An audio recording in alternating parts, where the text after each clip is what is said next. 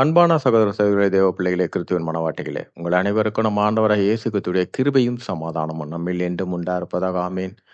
இந்த நாளிலும் பரிசுத்தாவின் வெளிப்படுத்துகிற சத்தியத்திற்காக நன்றி செலுத்துவோம். இந்த நாளில் ஆபிரகாம் விசுவாசித்தான்.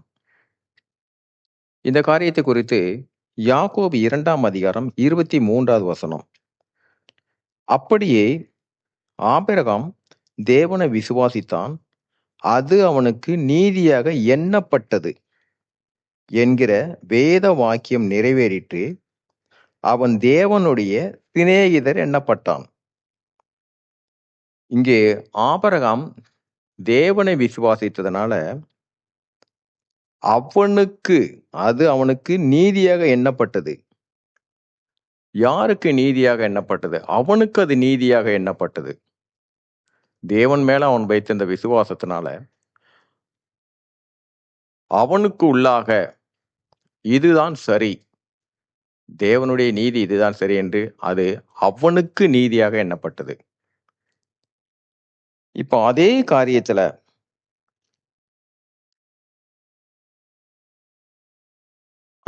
காரியத்துல பாத்தீங்கன்னா ரோமர் 4ஆம் அதிகாரத்துல 5ஆம் வசனத்துல நாம ரட்சிக்கப்பட்ட பின்னாடி நாம ரட்சிக்கப்பட்டு கண்டிப்பா நம்முடைய கிரிகைகள் என்னவா இருக்குன்னா சத்தியத்தின்படிதான் இருக்கணும். ஆனால் இங்கே அப்படி அல்ல.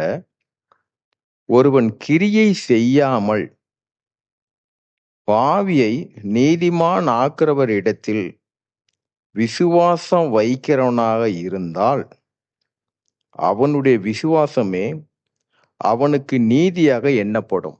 அவனுக்கு நீதியாக எண்ணப்படும். எங்கே எண்ணப்படும்? பரலோகத்தில். நீதியாக எண்ணப்படுது எதுன்னு பார்த்தீங்கன்னா பரலோகத்தில்.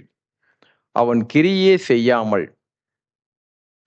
பாவிகளையே நீதிமான் ஆக்கிறவரிடத்தில் விசுவாசம் வைக்கிறவனாக இருந்தால்,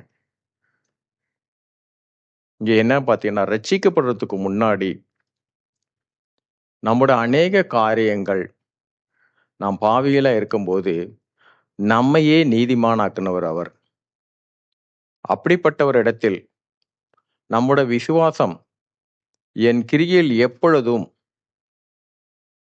அவருடைய நீதியின்படியே என்னால் எந்தவித தீமையான காரியம் செய்ய முடியாது. எதை செய்தாலும் என் தேவன் அவருடைய நீதியின்படிதான் என்னை செய்ய வைப்பார். அப்படி எண்ணப்படும் போது நாம் அந்த விசுவாசத்தில் நாம் இருக்கும்போது நம்மளுடைய அந்த விசுவாசம் இங்கே பரலோகத்தில் அது நீதியாக எண்ணப்படுகிறதாம். இந்த ரெண்டுத்துக்கும் உள்ள காரியம். அங்கு கிரியை செய்தார் ஆபிரகாம். கர்த்தருடைய வார்த்தைக்கு, தேவனோட வார்த்தைக்கு கீழ்ப்படிந்து ஈசாக்கு பலியாக செலுத்தும்படியாக கீழ்ப்படிந்தார். அங்க தேவனுடைய கிரியை செய்யும்படியாக அவர் கீழ்ப்படிந்தார். ஆனா இங்க எப்படி பார்த்தீங்கன்னா கிரியே செய்யாமல் அந்த தேவனிடத்திலே நாம் விசுவாசம், பாவியாயிருந்த என்னையே அவர் நீதிமானாக்கிட்டாரு. என்ன மாத்திரமல்ல அநேகரை. அப்படி இருக்கிற இடத்துல என்னிடத்துல எந்தவித பாவமான கிரியல் நடைபெறாது. ஏனென்றால் என்னை நடத்துகிறோர், என்னை அழைத்தவரும் நீதி உள்ளவராய் இருக்கிறபடியினாலும் என்னிடத்தில் எந்த பாவ செயலும் நடவாது என்று அந்த தேவனிடத்தில் அவன் விசுவாசிக்கிறவன் இருந்தால் அவனுடைய நீதி பரலோகத்தில் நீதியாக எண்ணப்படும். சரி, இதான் இந்த காரியத்துக்காக பரிசுத்தாக வெளிப்படுத்துகிற சத்தியத்திற்காக நன்றி செலுத்துவோம்.